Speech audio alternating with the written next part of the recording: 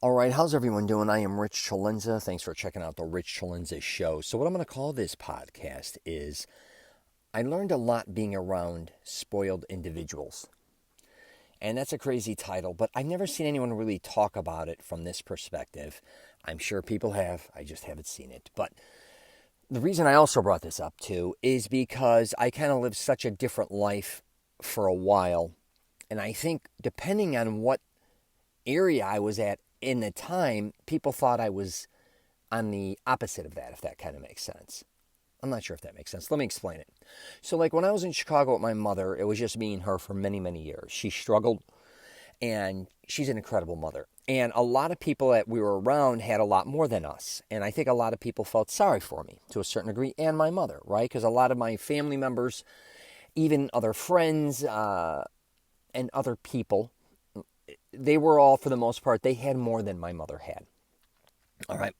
And most of them were married. A lot of my friends' parents or my other family members or whatever the case may be, they had, husbands that had good jobs or businesses, especially my father's side of the family.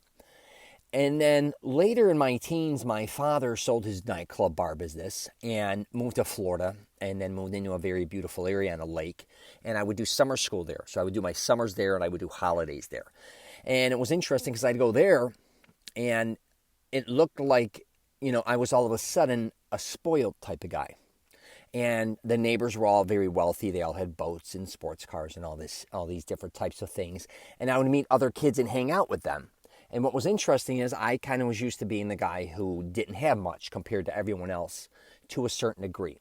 My father owned his nightclub, but here's the deal. When you're hanging out in a father's nightclub, it's not like I'm just around all adults, right? That's a totally different environment. So people didn't know me as being not having much or having a lot. They were just kind of confused why a kid was hanging out in a bar and a nightclub at times, which is funny in itself. But back to Florida, a lot of my friends or something would come by and my father redesigned his house. He had flat screens built into the walls, a big, huge pool, dining board, boats, like I was saying.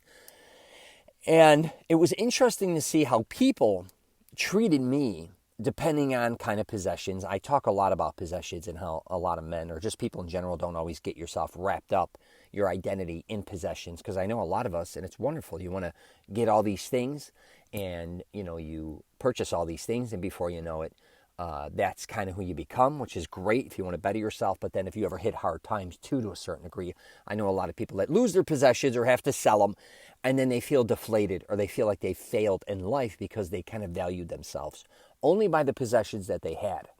I know I've been there. But the other thing I want to talk about too is when I would come to summer school in Florida, is I also went to a tennis camp, Nick Volunteeri, which was the best tennis camp in the world at that point in time. And I remember one time I think I went with my mom maybe to Freddy's or somewhere to eat in Chicago by Cicero Avenue or somewhere. And I don't know if you know anything about those areas. They're not the greatest areas. And it's actually not far from where my mother grew up. But we went and ate there. And then the next minute I'm flying into Florida and fast forward a day or two. It may have even been that day. I can't remember. It was so long ago. Now my father drives me right to Bradenton, Florida to go to this camp. And now I'm around.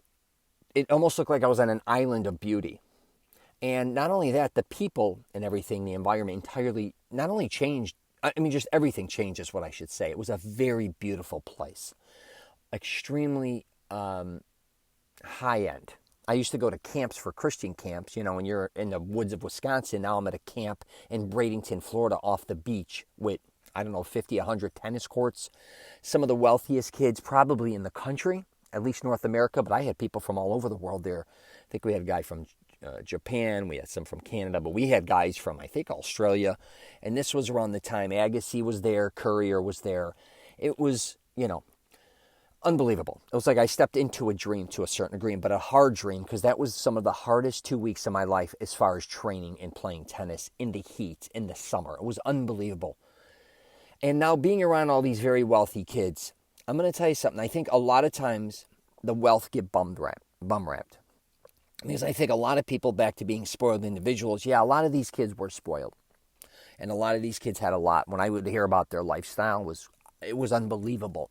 With their parents having private planes and where they lived, even New York, and then being able to go to Wimbledon, U.S. Open, and being able to work there as a ball boy and all these things. And just, it was unbelievable, the life they were leading. But a lot of them were great guys and women. They were probably some of the most polished, educated women I've ever been around, especially at that age. And they were very strong mentally. And the reason I kind of bring this up is because I think a lot of times we want to judge people by wealth. And I've been around very wealthy people at a young age and even older. And I think a lot of us want to, throw them aside or make them like they're assholes or snobs and all these different types of things. And there are those type of people. But I'm also going to say some of the wealthiest people that I've been around, and this could go for LA too, in a lot of places, are some of the biggest givers I know as well. Now, again, I'm not saying they're not spoiled or their kids aren't spoiled. And we'll wrap it up with this. Some of my closest friends own law firms downtown Chicago, and a lot of their close buddies are all lawyers. And, sometimes, you sit and talk to them, and you're like, wow, they've definitely grew up in a different environment. Not all of them, some of them. And, I look at them again, and I'm thinking, is what they kind of, what they've become, it's more than just about money, I think, a lot of times. I think they just have a drive about them, and they want to succeed, and they want their children to succeed. And they want to also, I think, a lot of times, like a lot of us, give everything that we can to our kids or our grandkids. But I do think there's a fine line between giving too much.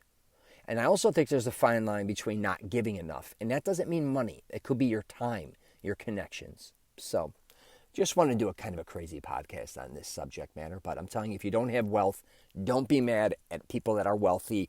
And also, if you are wealthy out there, which I'm sure you're very intelligent to a certain degree, most likely, if you're being an asshole out there to people, kind of acknowledge, you know what I mean? Maybe you can help or do more for others if you choose to do so.